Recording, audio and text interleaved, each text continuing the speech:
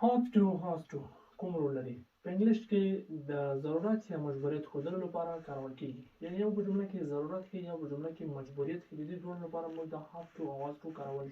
کارولی شو د دې خپله ذاتي معنی چې کوم خپله ذاتي معنی لري باید یا ضرور have to باید یا ضرور has to باید یا ضرور خو have to د پلورل جمع نوم لپاره پر مثال د IUV د پلورل نوم لپاره کارول کیږي او has to د هیچ اټ سنګولر ناون لپاره کارول کیږي په جمله کې have to د پلورل ناون لپاره او has to د سنګولر ناون لپاره په جمله کې ضرورت یا مجبوریت د فعل لومړي حالت سره دا راځي سټراکچر یې درکومه تاسو په هغه کې زه د هغه لپاره که تاسو د جملې جوړې کړم یعنی سټراکچر ډېر مهم دی د هر څه د هر زمانې نو سټراکچر زده کوئ خپل انګلیش هاینو ته بوځئ have to تاسو تشریح کوم او تاسو ته وضع کوم IUV دی پلس پلورل ناون IUV the plural noun plus have to plus first from word plus subject یا complement یعنی اول با IUV دی وي یا plural noun وي بیا ورپسې have to راوړو بیا ورپسې first from word د فعل لومړی حالت بیا به object یا complement دا دوه راوړو یو مثال در کومه چې تاسو د هغه لپاره کته پوښي I have to go home now زه باید اوس کور ته لاړ شم I have to go home now زه باید اوس کور ته لاړ شم یعنې دا یو ضرورت یو مجبوریت ښکاره کړی دی خو دا لږ سټرانګ نه ده یعنې دا د مست په رقم سټرانګ نه ده مست مې تاسو تېره ورځ تشریح کړی دی د هغه په رقم سټرانګ نه ده دا لږ څه ښکته ده یعنې ډېر قوي احتمال نه شو ورته ویلی یعنې زه باید خامخا دا کار وکړم یا زه باید دا کار وکړم دومره قوي نه ده خو یو څه اندازه ده لکه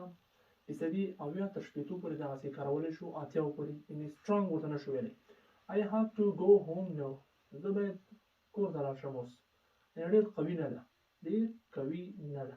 یو بل مثال در کوم په have to کې چې ډېر پوه شئ I have to call him later زه به وروسته کال وکړم هغه ته یعنې زه به ورته کال وکړم خو وروسته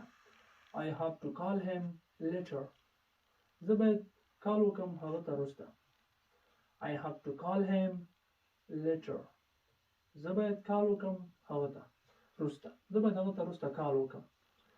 یعنې زه باید هغه ته وروسته کال وکړم یو بل مثال در کوم یو بل اگزامپل در کوم We have to respect our parents موږ باید احترام وکړو زموږ مور او پلار ته We have to respect our parents موږ باید احترام وکړو زموږ مور او پلار ته دا په have to کې has to د مفرد نوم لپاره he she it singular noun plus have to plus has to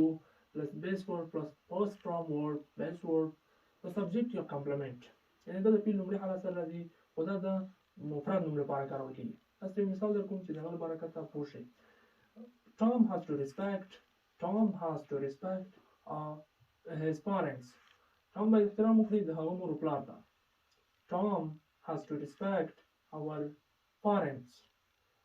Tom has to respect his parents Tom باید احترام وکړي د هغه مور او پلار ته یعنې Tom باید احترام وکړي د هغه مور او پلار ته یو بل مثال در کوم He has to write his homework tonight هغه باید نن شپه د هغه کارخانګي ولیکي یعنې کورنۍ دنده باید نن شپه هغه اجرا کړي he has to write his homework tonight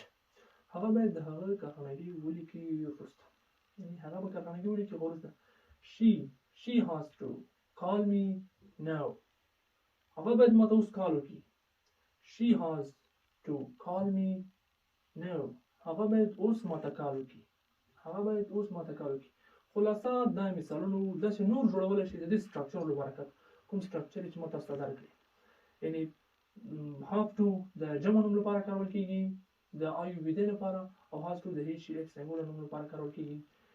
دا قوي احتمال نه ښیي او په جمله کې د ضرورت یا مجبوریت ښودلو لپاره راوړل کېږي د دې له برکته موږ کولی شو روان انګلیش زده کړو په روان انګلیش خبرې وکړو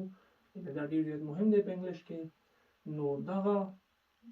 وکاروئ او خپل انګلیش هاینو ته بوځئ داسې نورو لپاره موږ او زموږ الهام بخښونکي کیسې تاسو ته په انګلیش نړیواله ژبه خبرې درښیي نو زموږ تاسو حق جوړېږي چې موږ سره پاتې شئ او خپل انګلیش سټرانګ قوي کړئ او زده یې کړئ نن سبا دور د انګلیش دی داسې معلوماتي ویډیوګانو لپاره زموږ چینل ته پاتې شئ او انګلیش زده کړئ